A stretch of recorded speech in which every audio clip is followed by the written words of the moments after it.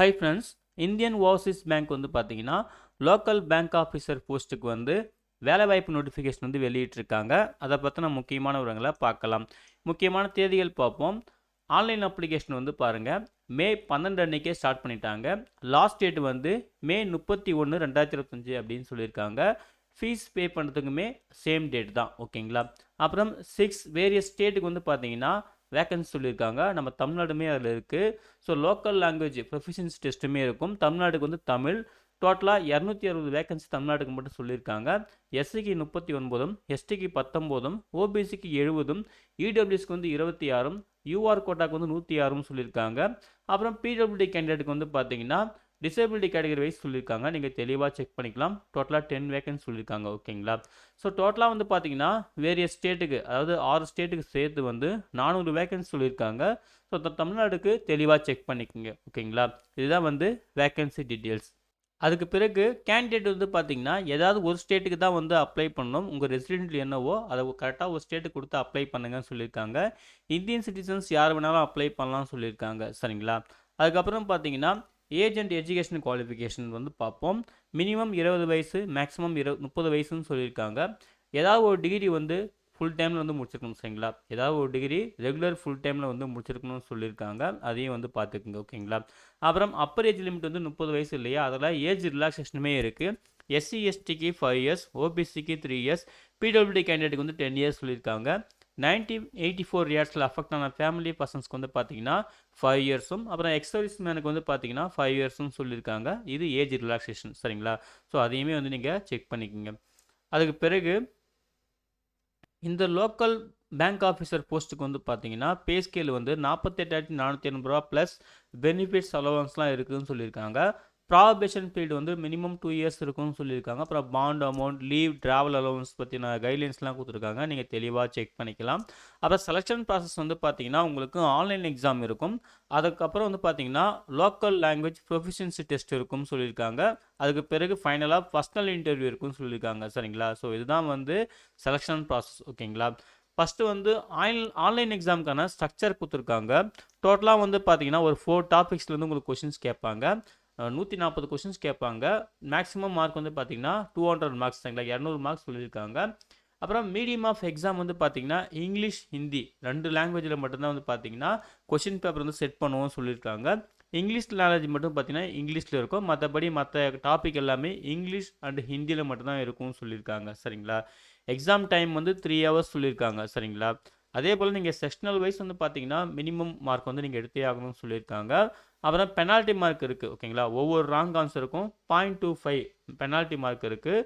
So நீங்கள் வந்து attend பண்ணாமல் விட்டிங்கன்னா அதுக்கு பெனால்ட்டி மார்க் கிடையாது. அட்டன் பண்ணி ராங்காக இருந்தால் மட்டும்தான் பெனால்ட்டி மார்க் அப்படின்னு சொல்லியிருக்காங்க. சரிங்களா. அப்புறம் லாங்குவேஜ் ப்ரொஃபிஷியன்ஸ் டெஸ்ட் வந்து பார்த்தீங்கன்னா அதில் ரீடிங், ரைட்டிங், ஸ்பீக்கிங் ஸ்கில் வந்து டெஸ்ட் பண்ணுவோம் அப்படின்னு சொல்லியிருக்காங்க. சரிங்களா. அதே போல் சப்போஸ் கேண்டிடேட் வந்து பார்த்தீங்கன்னா 10த்லேயோ 12த்லேயோ இந்த மாதிரி நீங்கள் வந்து லோக்கல் லாங்குவேஜில் வந்து ஒரு சப்ஜெக்டாக படித்து நீங்கள் பாஸ் பண்ணியிருந்தீங்கன்னா உங்களுக்கு வந்து ப்ரொஃபிஷியன்ஸ் டெஸ்ட் வந்து கிடையாது அப்படின்ற மாதிரியும் சொல்லியிருக்காங்க. அதையும் நோட் பண்ணிக்கோங்க. சரிங்களா. அதுக்கு பிறகு அப்ளை பண்ணுறதுக்கான கைட்லைன்ஸ் வந்து கொடுத்துருக்காங்க. தெளிவாக செக் பண்ணிக்கோங்க. கம்ப்ளீட்டாக ஆன்லைன் மோடு தான். சரிங்களா. ஸோ அதுக்கான லிங்க்லாம் கொடுத்துருக்காங்க.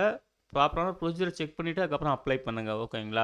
அப்புறம் ஃபீஸ் வந்து பார்த்தீங்கன்னா அப்ளிகேஷன் ஃபீஸ் வந்து எஸ்சி எஸ்டி பிடபிள்யூடி கேண்டிடேட்டுக்கு வந்து 175 ரூபாவும், ஜென்ரல் இடபிள்யூஎஸ் ஓபிசிக்கு வந்து 850 ரூபாவும் சொல்லியிருக்காங்க. கரெக்டாக செக் பண்ணிவிட்டு பே பண்ணுங்கள். ஓகேங்களா. கம்ப்ளீட்டாக ஆன்லைன் மோடு தான் சொல்லியிருக்காங்க பே பண்ணுறதுமே. சரிங்களா.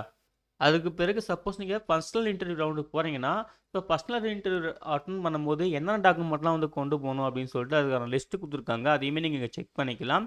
அதுக்கப்புறம் எக்ஸாம் அட்டெண்ட் பண்ணும்போது என்ன மாதிரி ஐடென்டிட்டி, அதாவது ப்ரூஃப் ஆஃப் ஐடென்டிட்டி அதை கொண்டு போகணும். சரிங்களா.